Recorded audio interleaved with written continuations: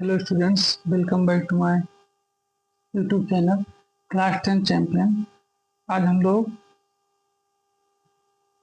High school class 10th का math, ठीक है, सेकंड लेक्चर यानी कि पार्ट 2 पढ़ेंगे, जो कि कौन सा है, चैप्टर फर्स्ट का। ठीक, चैप्टर फर्स्ट है और पार्ट सेकंड होगा और चैप्टर फर्स्ट का। ठीक है, तो अभी तक हम लोगों ने इसमें पीछे का कुछ रिकैप करें तो हम लोगों ने ई डी, ठीक है, यानी कि यूक्लिड डिवीजन थ्योरम पढ़ा था। ठीक है, ईडीटी। अभी तक हम लोगों ने इस चीज को पढ़ा है, यूक्लिड डिवीजन थ्योरम। अब आगे आज हम लोग इसी पे कुछ सवाल, कुछ क्वेश्चन लगाएंगे और कुछ क्वेश्चन आपको हमने दिया भी था, अब लगाएंगे। चलिए शुरू करते हैं। इसमें हम लोग ईडीटी का उपयोग करते हुए, ठीक है, इसका ईडीटी का उपयोग करते हुए क्वेश्चन को हल करेंगे। जो कि पहला क्वेश्चन दिया गया है कि 4052 व 12576 का एचसीएफ बताइए। ठीक, ये दिया गया है क्वेश्चन। ठीक है, इसका एचसीएफ निकालना है। अब इसको हम लोग यूक्लिड डिवीजन थ्योरम के माध्यम से इसको हल करेंगे। ठीक है, चलिए शुरू करते हैं। सबसे पहले जी हम यहाँ पर देखेंगे कि 4052 12,576 से क्या है, छोटा है। ठीक, तो जो छोटा होगा उसी से हम लोग डिवाइड करेंगे, हो जाएगा 12,576। ठीक, और इसको डिवाइड करेंगे तो इसको 3 टाइम्स ले जाएंगे। ठीक है, और 3 टाइम्स ले जाने पे ये आएगा 12,156। ठीक है, और इसको सब्ट्रैक्ट करेंगे तो आएगा 420। अब इससे फिर हम लोग क्या करेंगे, इसको यूक्लिड थ्योरम के अनुसार लिखेंगे, जो कि हम पहले बताए a equal to b cube plus r. पहले लेक्चर में आपको फार्मूला ड्राइव करके बताया गया है। ठीक है, आप इसको पहले लेक्चर में देख सकते हैं। तो ये 420 डिवाइडेड बाय 420। ठीक है, अब इसको डिवाइड करेंगे तो ये हो जाएगा 9 टाइम्स आएगा, और 9 टाइम्स जाएगा तो 3780 हो जाएगा, ये 2 हो जाएगा। ठीक है, ये 7 और फिर ये 2। अब फिर ये बस ये आ गया। अब इसको हम लोग इसी के यूक्लिड थ्योरम के अनुसार फिर से लिखेंगे। ठीक, इक्वल टू, ठीक है, 9 प्लस 272, इस तरीके से। ठीक है, अब आगे फिर इसको समझते हैं। अब इसको डिवाइड करेंगे, यहाँ देखिए। ठीक है, अब इसको जो डिवाइड करेंगे तो ये हो जाएगा 272, जो कि लास्ट में बचा है। किससे डिवाइड करना है, इसको करना है, इसको करेंगे। ठीक है, तो ये हो जाएगा, ये जाएगा 1 टाइम्स। ठीक, ये हो जाएगा 272। ठीक, और ये हो जाएगा 148 यानी कि 42 इक्वल टू, ये होगा ए की वैल्यू और 272। ठीक, मल्टीप्लाई 1 प्लस 140, ये हो गया। अब 148 को डिवाइड करना है किसको, 272 को। ठीक है, देखिए। ठीक, अब इसको जो डिवाइड करेंगे तो ये जाएगा कौन, कितने टाइम्स, ये जाएगा 1 टाइम्स। और ये 1 टाइम्स जाएगा तो कितना आएगा, 148, ये हो जाएगा 124। ठीक, इसको भी इसी तरीके से लिखा जाएगा 272 इक्वल टू 148 मल्टीप्लाई 1 प्लस 124। ठीक है, अब आगे देखते हैं। चलिए अब आगे बढ़ते हैं। ठीक है, तो यहाँ तक हो गया। अब यहाँ से हम लोग आगे जब 124 को फिर डिवाइड करेंगे, 124 को डिवाइड करना है, कितना बचा था, 148। ठीक है, तो 148 को फिर डिवाइड करेंगे 124 से। ठीक है, तो ये 1 टाइम्स जाएगा तो 124 हो जाएगा। ठीक, और 124 जब कहीं सब्ट्रैक्ट करेंगे तो 224 आएगा। अब यहाँ हम लोग फिर उसी तरीके से लिखेंगे, क्या, यहाँ लिखा जाएगा 148 इक्वल टू 124 मल्टीप्लाई 1 प्लस 24, इसी के बराबर में आएगा। अब आगे फिर देखते हैं। अब 24 से डिवाइड करना है हमें 124 को। ठीक, और इसको 5 टाइम्स ले जाएंगे तो हो जाएगा 120। ठीक, ये बचेगा कितना 4, और 4 से फिर इसको फिर से लिखा जाएगा तो हो जाएगा 124 इक्वल टू, ये हो जाएगा आपका 24 124 24 मल्टीप्लाई 5 प्लस, अब 4 से फिर हम लोग डिवाइड करेंगे इसको 24 को, तो 6 टाइम जाएगा और हो जाएगा 24 कैंसिल, और ये आएगा क्या 4, तो 24 इक्वल टू 4 मल्टीप्लाई 6 प्लस 0। ठीक है, तो अब इसका जो HCF आया है, ठीक है, कितने का 4052 और 12576 का, वो है क्या 4, क्या आया है 4। इस तरीके से इसका यूक्लिड विभाजन थ्योरम के माध्यम से हम लोग क्वेश्चन को लगाएंगे। ठीक, चलिए आगे देखते हैं दूसरा क्वेश्चन। हर एक क्वेश्चन आपको यहाँ पे सॉल्व किया जाएगा, और जो आपको समझ में आए वो कमेंट बॉक्स में जरूर डालिएगा। ठीक है, चलिए अब हम लोग यहाँ एक नया क्वेश्चन देखते हैं। एक धनात्मक विषम पूर्णांक 4q+1 या फिर 4q+3 के रूप में होता है जहाँ q एक पूर्णांक है। तो इसको हम लोग को क्या करना है, दर्शाना, जो कि किसमें ये क्वेश्चन आया हुआ है NCERT में। ठीक है, NCERT में आया हुआ है। इसको चलिए अब हम लोग हल करते हैं। जैसे कि हम लोगों ने यूक्लिड थ्योरम में पढ़ा हुआ है यहाँ पर कि a=b³ + r होता है। ठीक है, हमने पढ़ा हुआ है कि a=b³ + r होता है। ठीक, अब यहाँ पर सबसे पहली चीज जो दी गई है a= हम लोग रखेंगे 4q+r। ठीक है, क्या रखेंगे 4q+r। अब देखेंगे यहाँ पे q क्यों आ गए, देखिए यहाँ पे शुरू में दिया गया है 4q+1, ये दिया गया है। ठीक है, 4q+1। अब यहाँ पर जो 1 दिया गया है, 1 मतलब यहाँ पे होगा आपका रिमाइंडर, ये आपका, ठीक है, ये q और ये 4 दिया गया। साथ मतलब बताया कि क्या इसे मल्टीप्लाई किया जाए, उसको जोड़ने पर, 1 को जोड़ने पर यहाँ पे क्या प्राप्त होगा, यही लोगों से इसमें क्या किया पूछा गया है। ठीक, चलिए इसको समझते हैं। ठीक है, क्या सबसे पहले हमने फार्मूला लिखा, उसके बाद इसको लिखना शुरू कर दिया।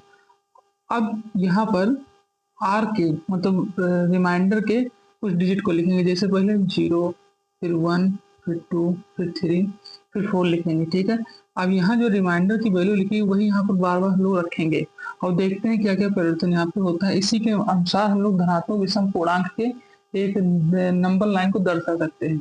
तो सबसे पहले जब यहाँ पे 0 रखेंगे, ठीक है, तो यहाँ r=0 होगा, तब क्या कह रहे हैं, अगर एज की वैल्यू रखी जाएगी तो 4q+0 हो जाएगा, इसका मतलब 4q हो जाएगा।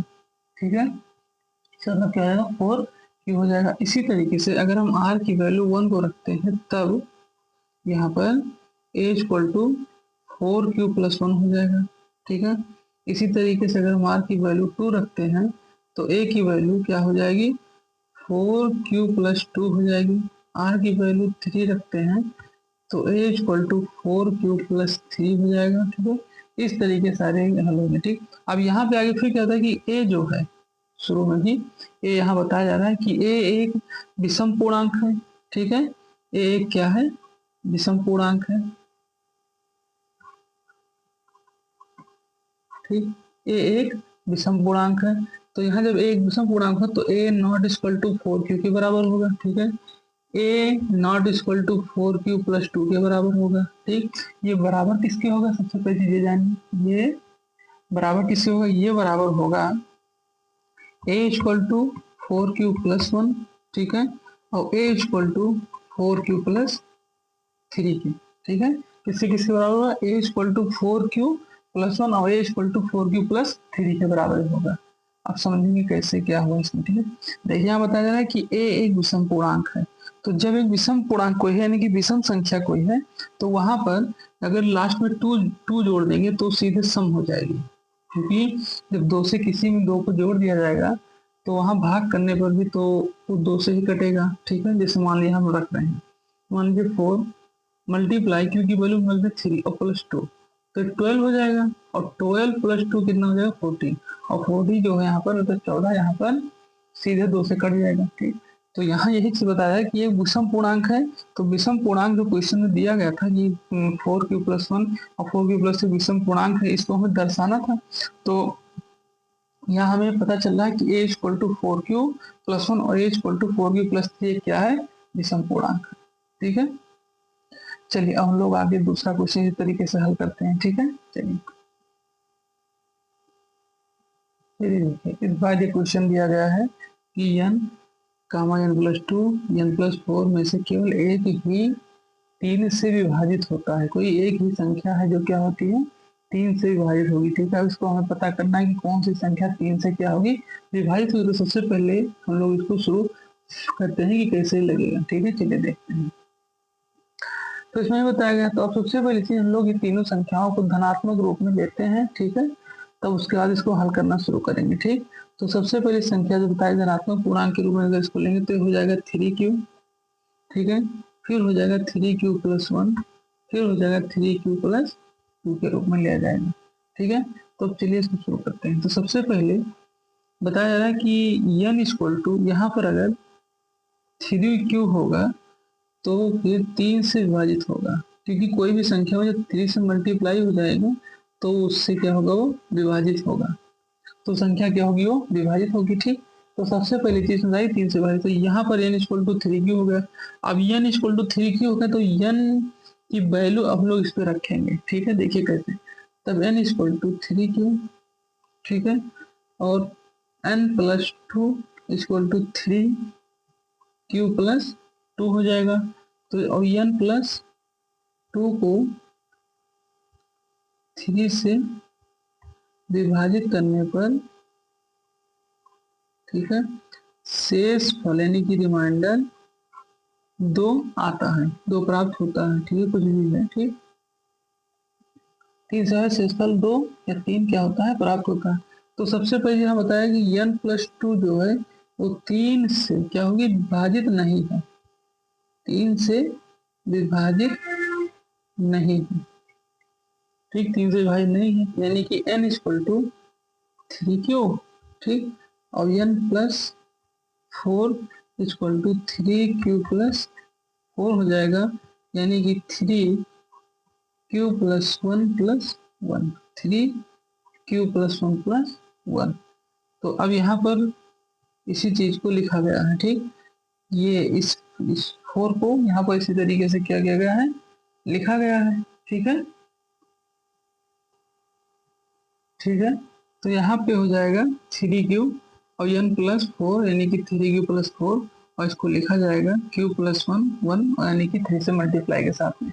तो इससे हमें क्या पता चलता है कि n+4 जो है वो 3 से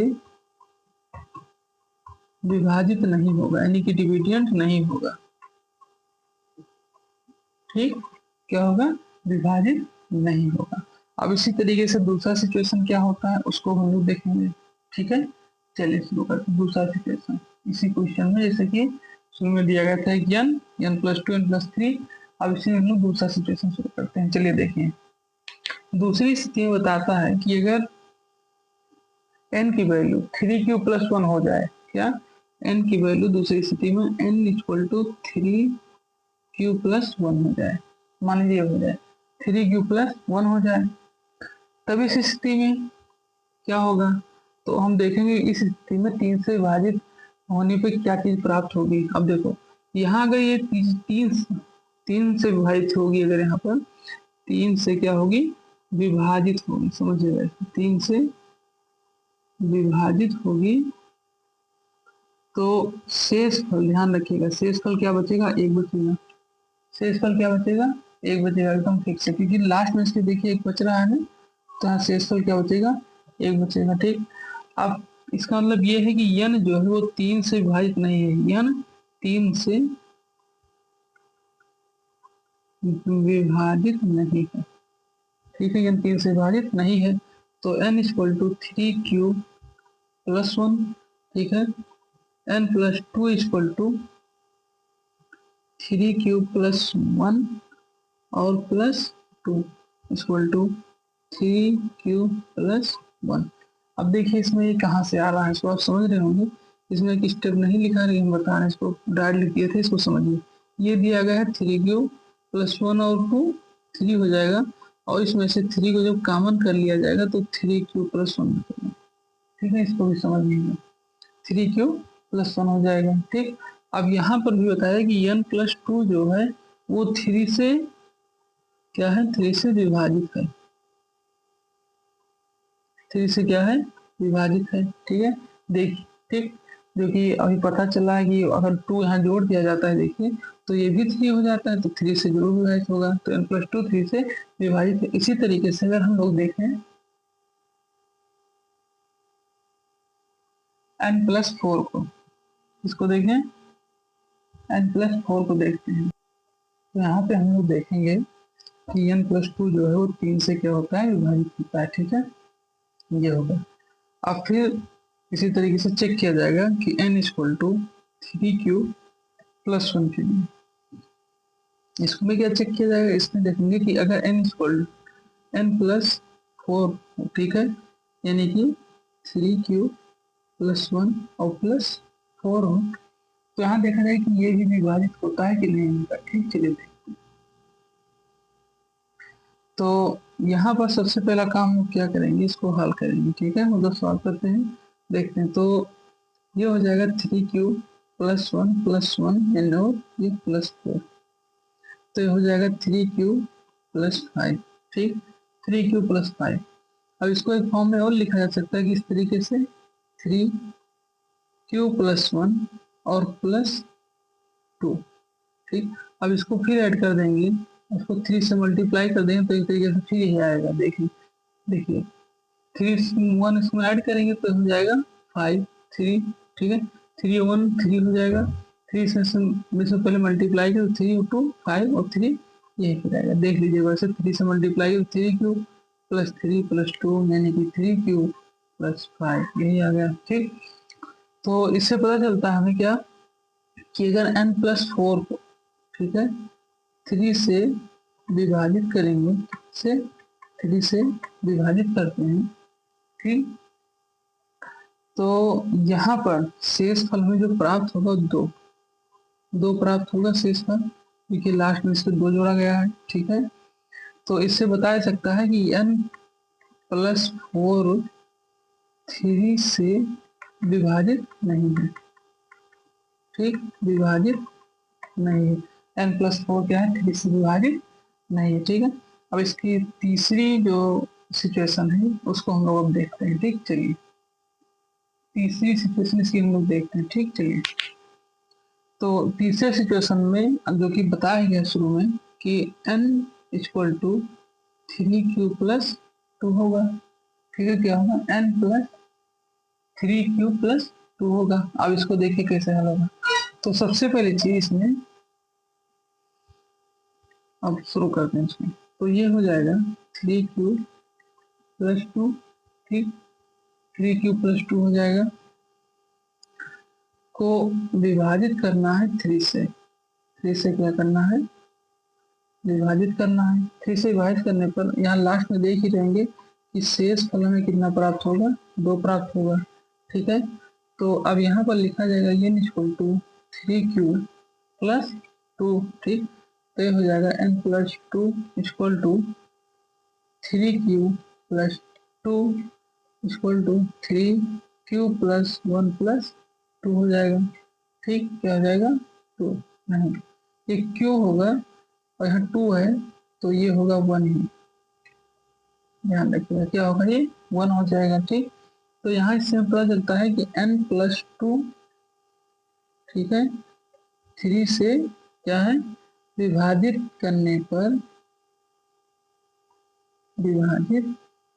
करने पर शेष फल कितना प्राप्त होता है, 2 प्राप्त होता है। ओ, शेष फल 1 प्राप्त होता है, जो कि यहाँ लिखा गया है। ठीक, शेष फल 1 प्राप्त होता है। अतः हम n+2 को लिख सकते हैं कि 3 से विभाजित नहीं है। ठीक, 3 से विभाजित नहीं है। ठीक है, ये बताया जा रहा है। तो इससे हमें पता चलता है कि सिर्फ 1 से विभाजित है, वो क्या है, n+n=3q+1 जो है ये विभाजित है, बाकी सब कोई विभाजित नहीं है। ठीक है, ये आपका होगा दूसरा क्वेश्चन। अब हम लोग आगे क्वेश्चन और हल करते हैं। ठीक, चलिए अब यहाँ पर एक क्वेश्चन हम आपको देते हैं। ठीक है, इसको लगाइएगा, अगर नहीं लगेगा तो कमेंट बॉक्स में बताइएगा, उसको भी यहाँ पे हल किया जाएगा। ठीक है, देखिए एक क्वेश्चन यहाँ दिया गया है कि एक विषम नोट करते रहिए। एक विषम धनात्मक पूर्णांक, ठीक है, धनात्मक पूर्णांक का वर्ग किसी पूर्णांक q के लिए 8k+1 के योग का होता है, ठीक है। इसको आप लोग हल करिएगा, नहीं लगेगा तो कमेंट बॉक्स में बताइए, इसको हम क्या करेंगे, हल करेंगे, ठीक है। अब और सारे जो क्वेश्चन है उसको आपके अगले पार्ट में, ठीक है, हल किया जाएगा, ठीक है। और इस क्वेश्चन को आप हल करिएगा, और बाकी जो आपको ना समझ में आया उसको आप कमेंट बॉक्स में डालिएगा, उसको फिर से बताया जाएगा। आज 2 क्वेश्चन इस पे हल करवा गए हैं, क्वेश्चन को सॉल्व कराया गया। अब हम लोग आगे अभी 8-10 क्वेश्चन और बचे हैं, जिसको हल किया जाएगा, ठीक है, अगले पार्ट में। तब तक आप चैनल को सब्सक्राइब करिए, लाइक करिए, शेयर करिए, ठीक। जो सबको समस्या उसको कमेंट में लिखिए। Thank you.